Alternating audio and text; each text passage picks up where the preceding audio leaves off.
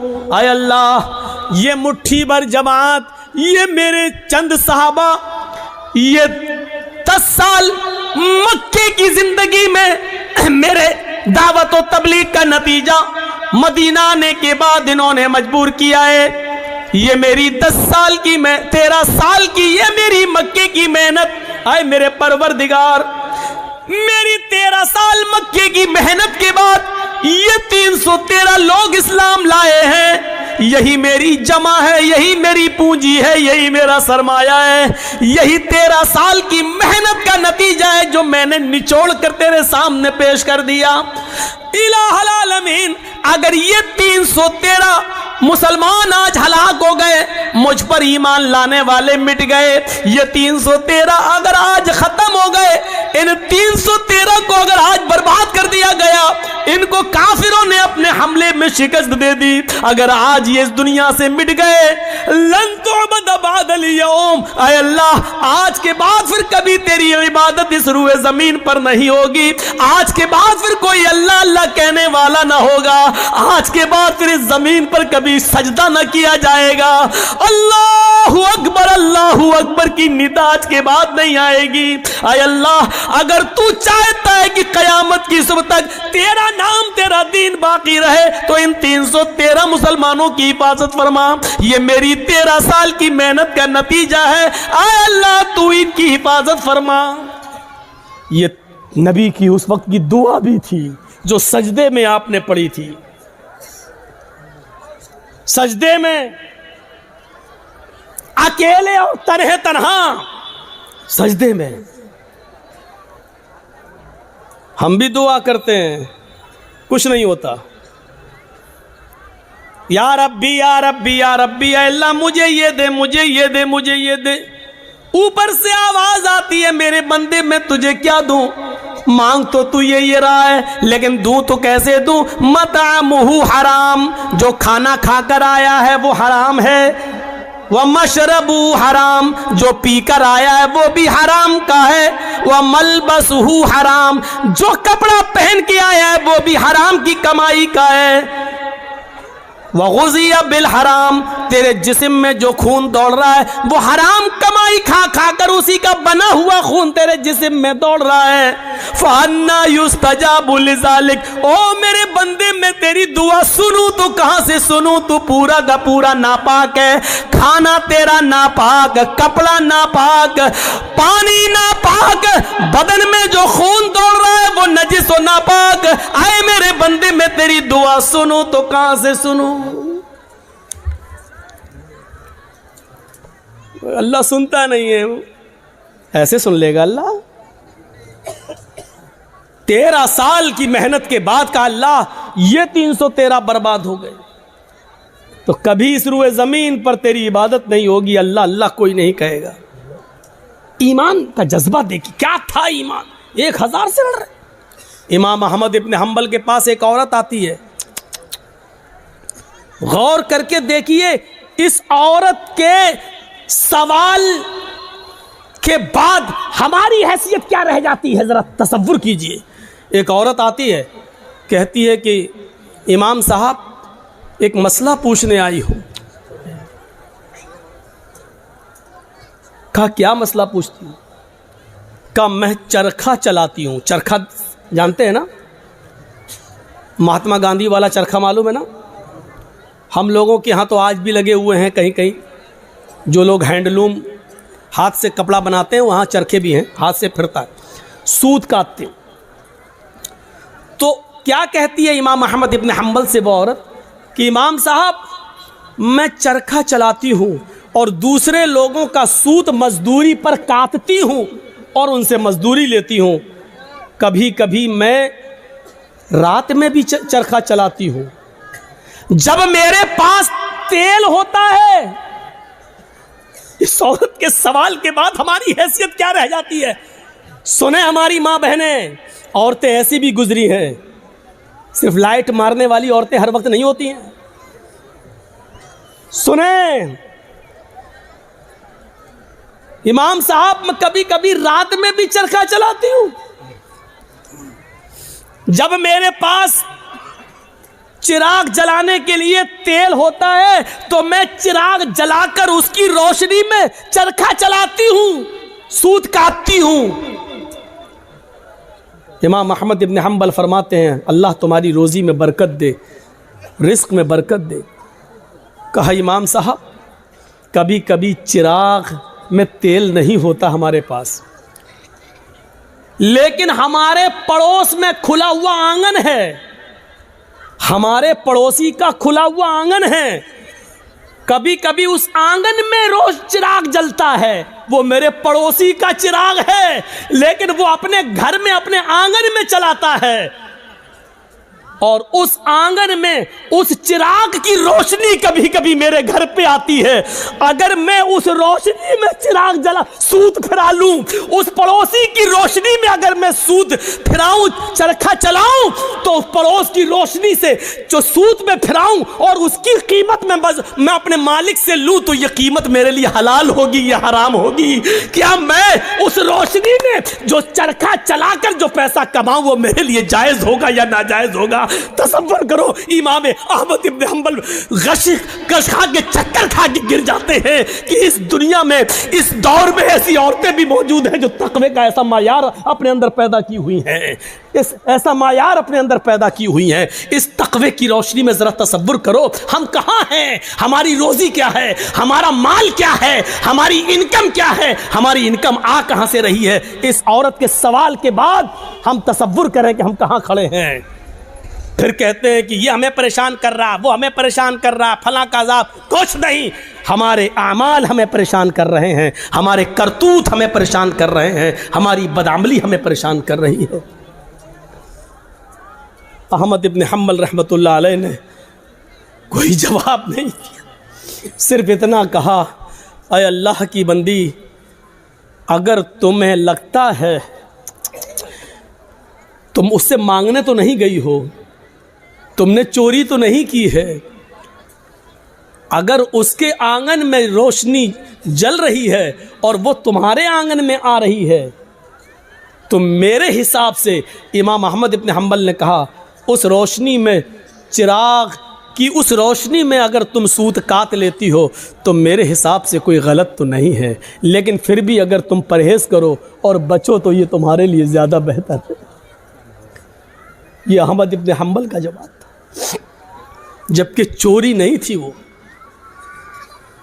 वो जला रहा है, दरवाज़ा नहीं है, आंगन से आंगन मिला हुआ है, और उसके आंगन से उस चिराग की रोशनी यहाँ आ रही है, तो इसमें भाई आप ये लाइट जल रही है, अब इधर रोशनी जा रही है, तो उस आदमी का क्या कसूर है? तुम अगर चाहते हो कि मेरी रोशनी मेरे घर तक रहे तो तुम्हें अपने घर का इंतजाम करना है, लेकिन अगर आपके घर की रोशनी और आपके बल्ब की रोशनी मेरे घर आ रही है और आप ये कहें कि अपना मेरी रोशनी तेरे घर क्यों आ रही है, हट अपना घर तोड़, तो आप गलत है ना। जरा तसव्वुर करो, अहमद इब्न हम्बल ने जब वो औरत जाने लगी, वो बूढ़ी औरत, तो अहमद इब्न हम्बल रहमहुल्लाह ने लोगों से पूछा कि ये जिस बाप की बेटी है, इसका बाप कोई मामूली शख्स नहीं होगा, ज़रूर किसी अच्छे और नेक बाप की तरबियत होगी जिसने ऐसी नेक बेटी पैदा की है। ज़रा तसव्वुर करिए आप।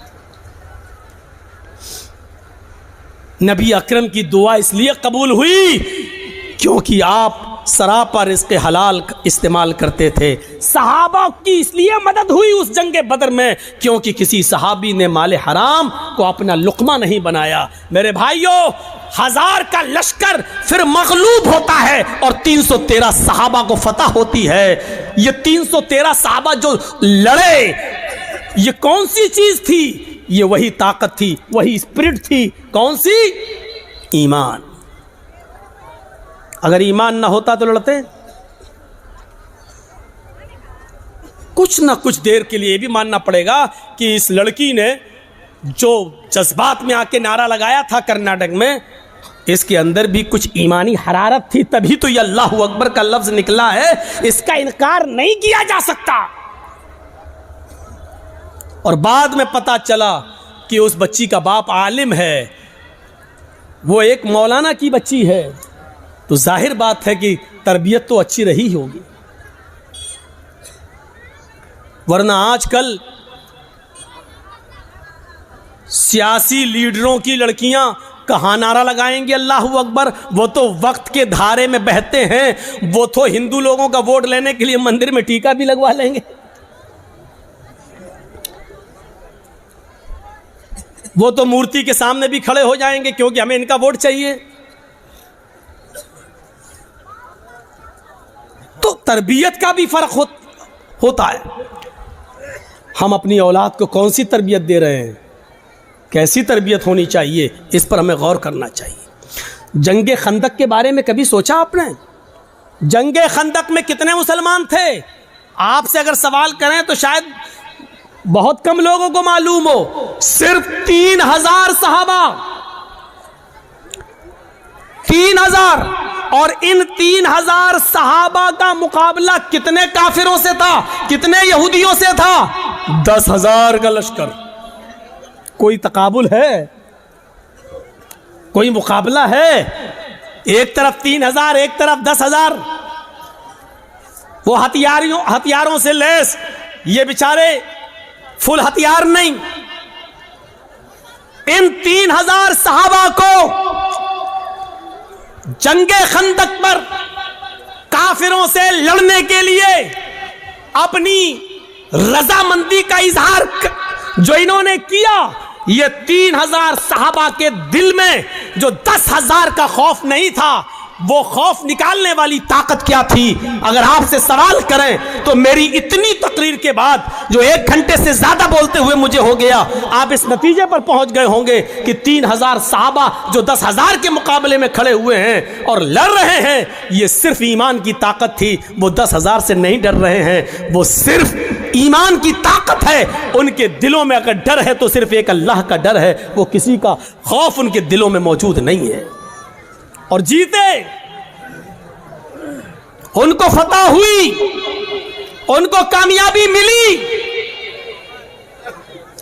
हम ये सारी चीजें भूल जाते हैं, हमें इस बात का एहसास नहीं होता है। भैया जल्दी निकल जाओ, बताओ ये कहां जा रहा होगा? इसकी तो शादी भी नहीं हुई है, कहां भाग रहा है?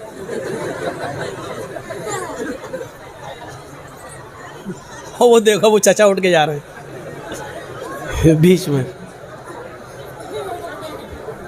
बीच में जब कोई उठता है तो मुझे पता नहीं क्यों इतना डर लगता है।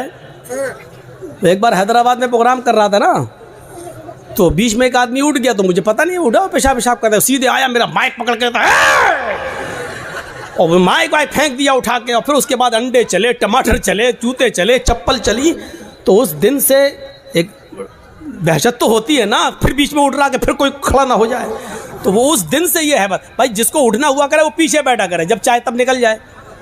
जो आदमी आगे बैठते हैं उनको मालूम है ना उनको कितनी बार पेशाब आता है, ज्यादा आता तो पीछे बैठो। और मेरी तकरीर हो रही है, पता नहीं पेशाब क्यों नहीं रोक पाते हैं आप लोग। लोग तो दिल की धड़कनें रोक लेते हैं। एक बार डॉक्टर के पास गया, डॉक्टर मेरा, हमने कहा डॉक्टर साहब जरा वो देख लीजिए मेरा पल्स। बोला नहीं तुम्हारा तो हाई होगा। हमने कहा अरे देख लीजिए डॉक्टर साहब, उसके बाद दवा। लेकिन आप, मैं मान नहीं सकता, हमें वो थर्मामीटर लगाने की ज़रूरत ही नहीं है, आपका पल्स देखना ही नहीं है, आपका वो क्या बोलते हैं उसको, बीपी, वो आपका हाई होगा, वो कुछ बड़ा ही होगा, नीचे नहीं हो सकता है। मैंने कहा डॉक्टर साहब सुन पड़ रहे हैं, हाथ पैर जरा कपकपी सी हो रही है। कहता कि जब आपकी तकलीफ सुन के हम लोगों के लेवल हाई हो जाते हैं, हम लोगों का बीपी हाई हो जाता है, तो आपका कैसे लो हो सकता है? उसने चेक नहीं किया, अल्लाह की कसम चेक नहीं किया, ऐसी दवा दे दिया। बोला आपका नहीं करेंगे, हमें कसम है हम भी नहीं करेंगे आपका, और नहीं किया। तो पता नहीं, वो देखो बेचारे, देखो अब क्या करेंगे घर जाकर। अच्छा जितना बोलते हैं उतना और लोग उठते हैं यार। थोड़ी देर बैठ जाओ भाई, थोड़ी देर बैठ जाओ। अब उनको क्या बोले हम, दिला देते हैं ना। वो चचा जा रहे हैं बेचारे, अब तो चची के लायक भी नहीं है, फिर भी जा रहे हैं। क्या करेंगे जाके। अच्छा चलिए, अब आप लोग जाग गए हैं, थोड़ी बहुत नींद आ रही होगी, उसका गलबा खत्म हो गया है। सुनिए, तो अब आप अंदाजा लगाइए, वो खंदक 10,000 का मुकाबला 3,000 और जीत गए। क्या चीज थी? वही अल्लाह का खौफ, वही अल्लाह का डर।